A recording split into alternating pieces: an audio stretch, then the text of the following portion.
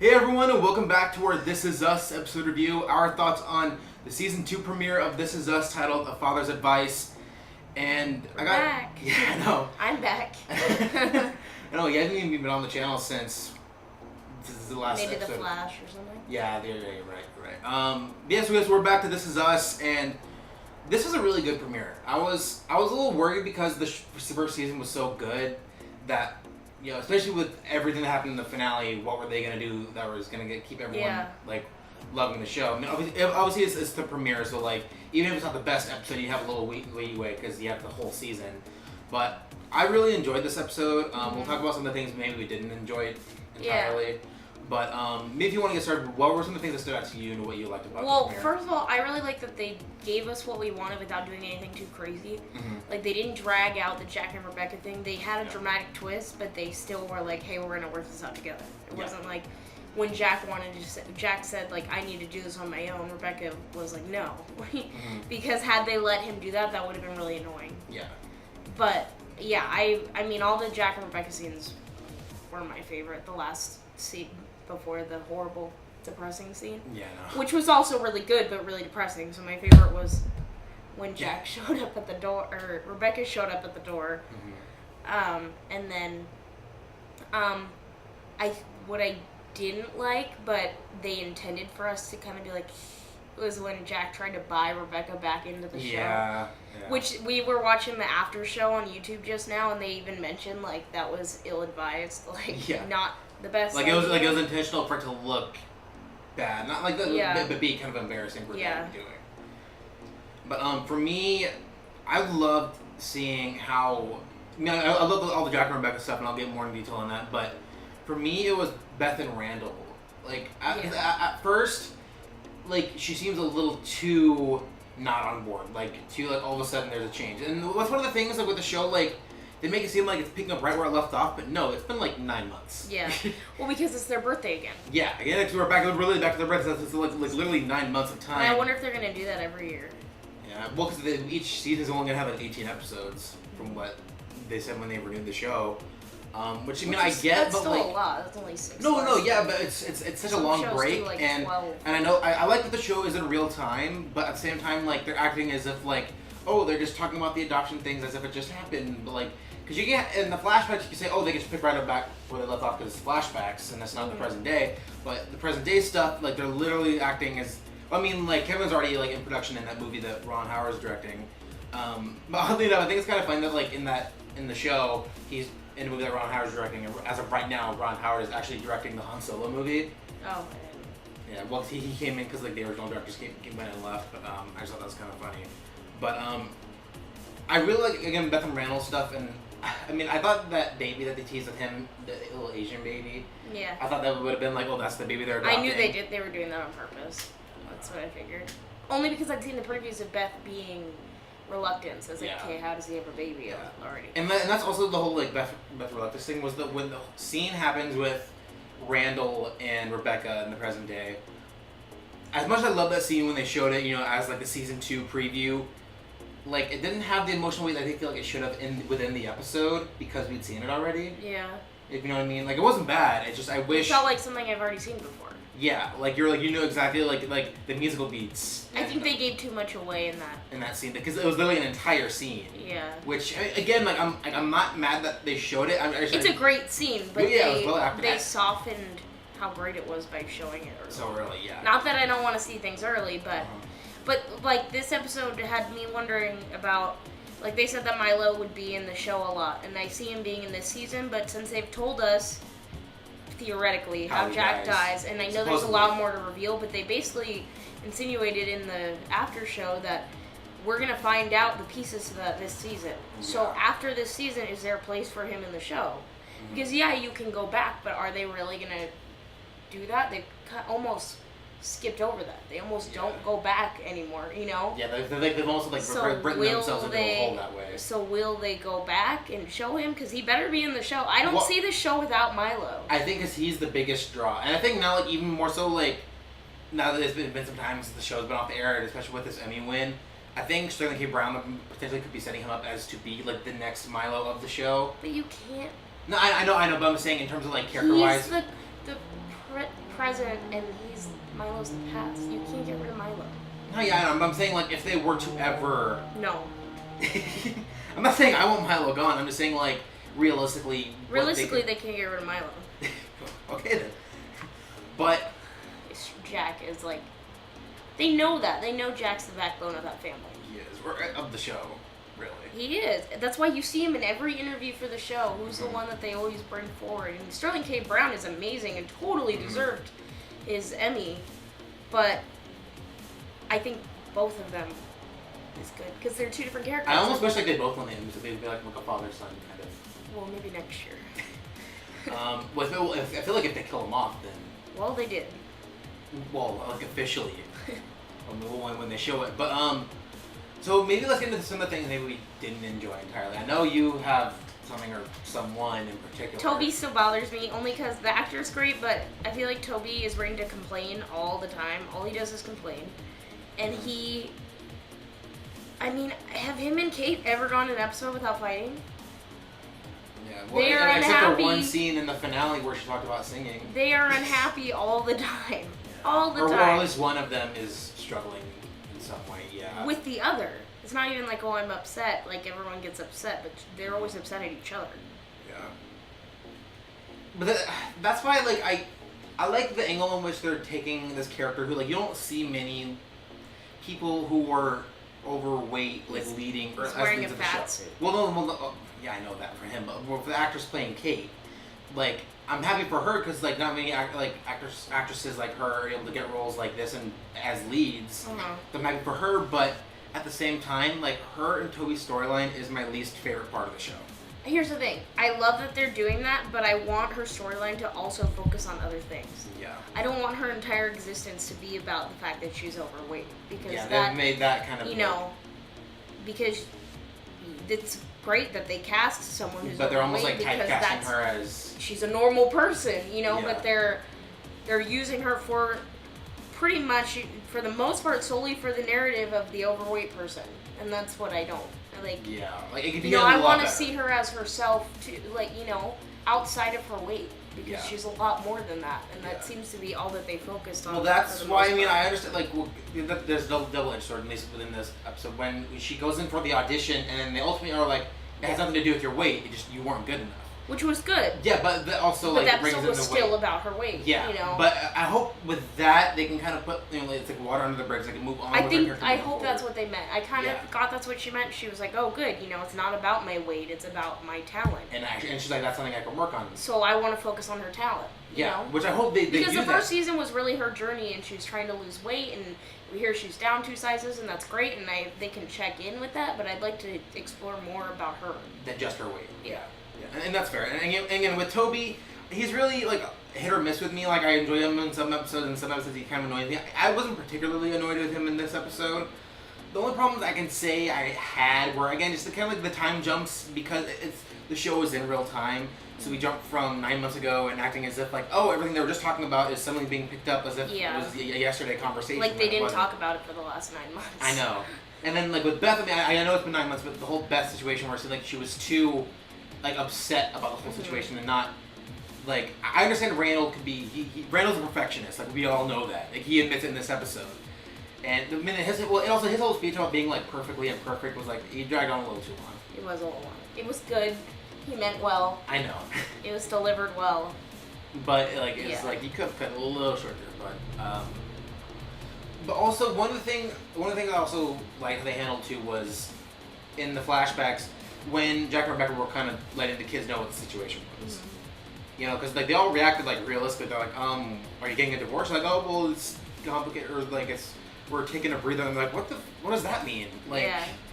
Even they're like, figure your shit out. I know, sorry. Like, yeah, we all cuss. Sorry, family. I know.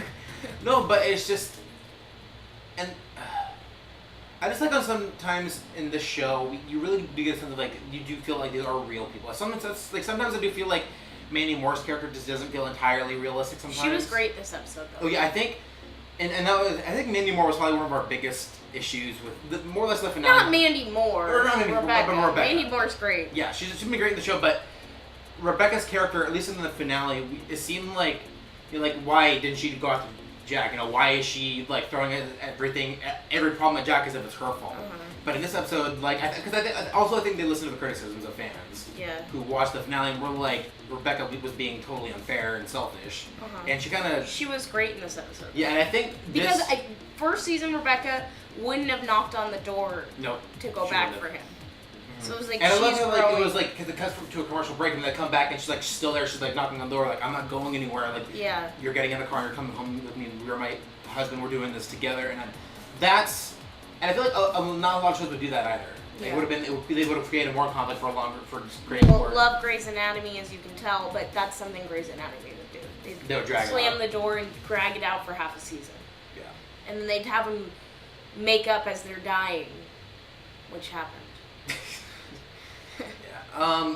But I'm just glad that Rebecca's, at least from this episode, what we can see is that, and even though the present day of her scene with Randall, I feel like I start to like her more as a character. Not that I ever disliked her, it's just my feelings over the finale was like, why is she being so selfish? Why is she doing these things? But in this episode, she kind of confronted those issues that we had. So now, like, the fact that she's aware of those flaws within herself, I can like her more because it makes her more realistic and more human. Well, I like how they both did.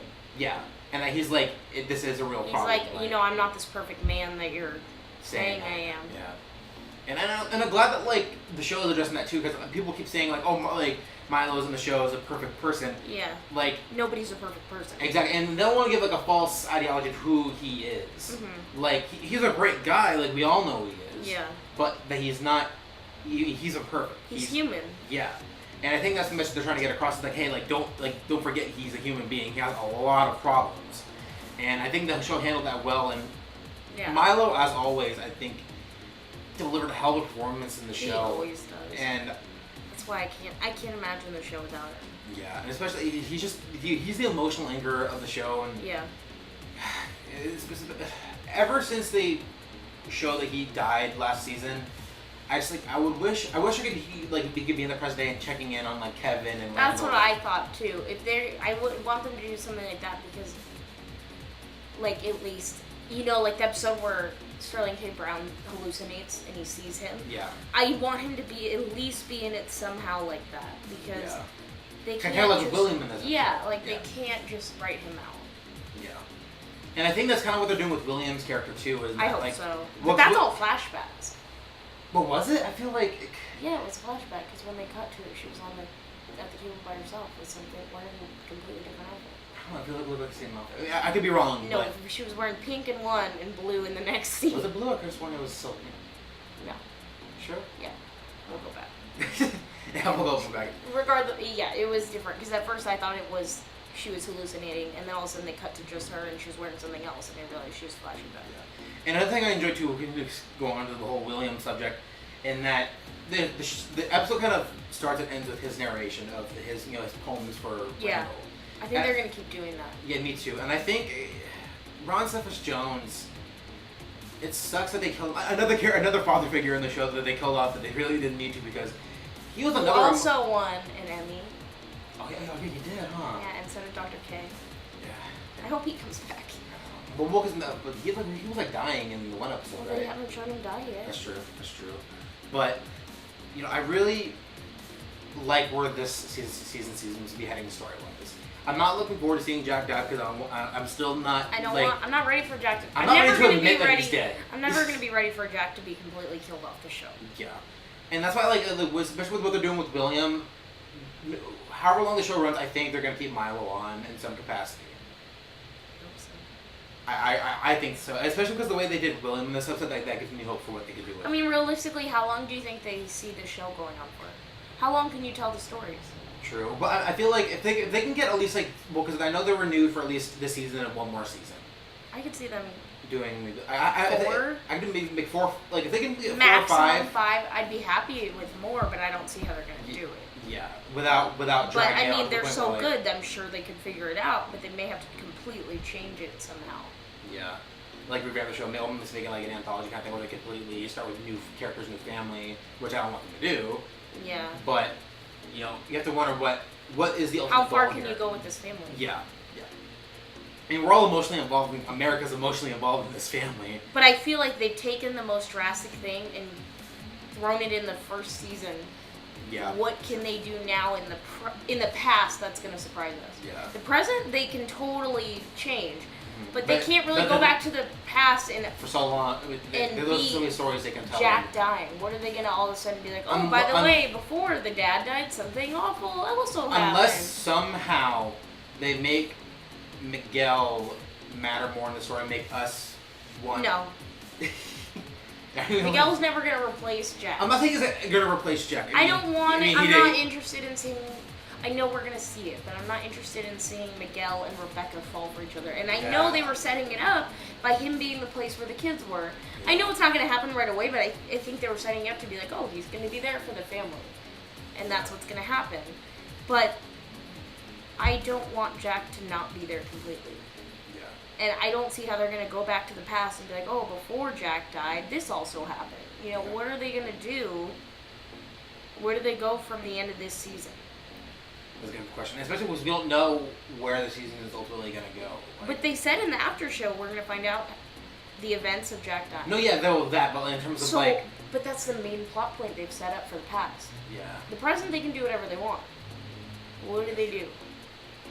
Unless they really... Well, the thing about the flashbacks, too, is that they don't need to keep focusing on that particular time, because last season they didn't. They started to, you know? Yeah, towards the last couple of episodes. What's going to be the big plot twist, though, of the past? Are they going to surprise us with that happened?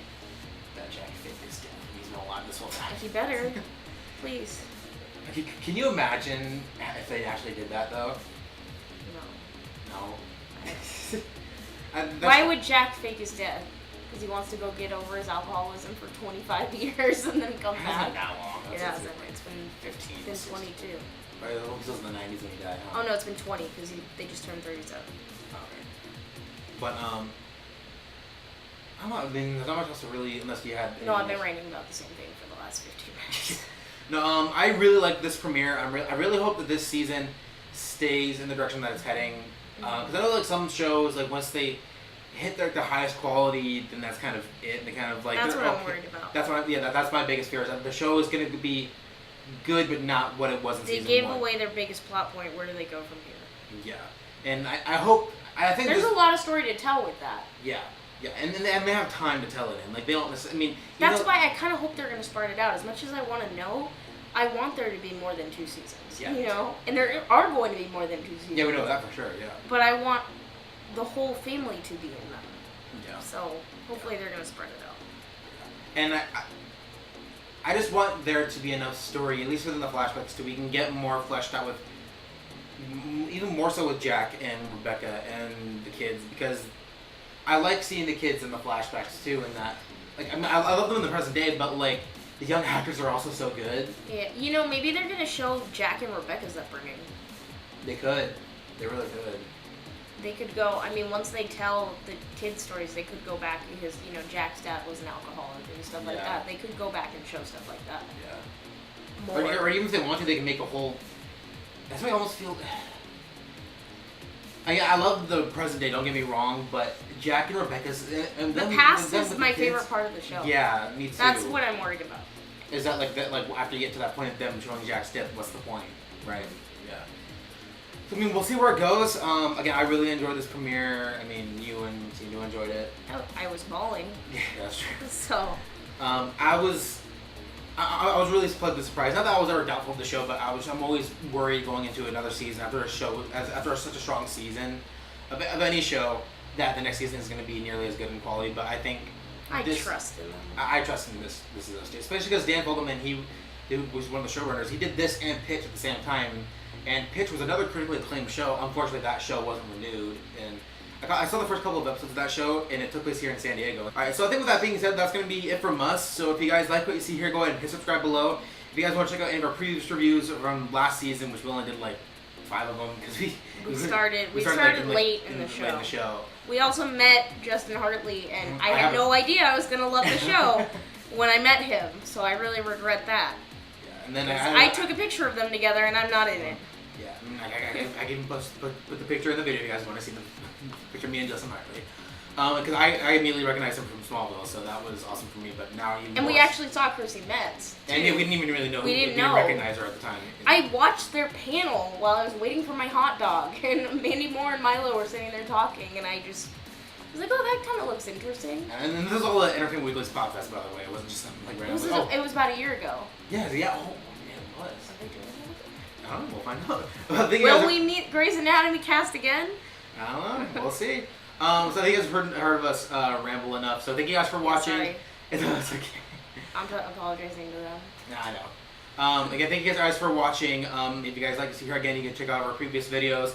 Subscribe to the channel. We'll be doing this every week, hopefully. And you guys can just check out on my YouTube channel for any updates on our reviews. Again, thank you guys for everything, and until next time, have a good one.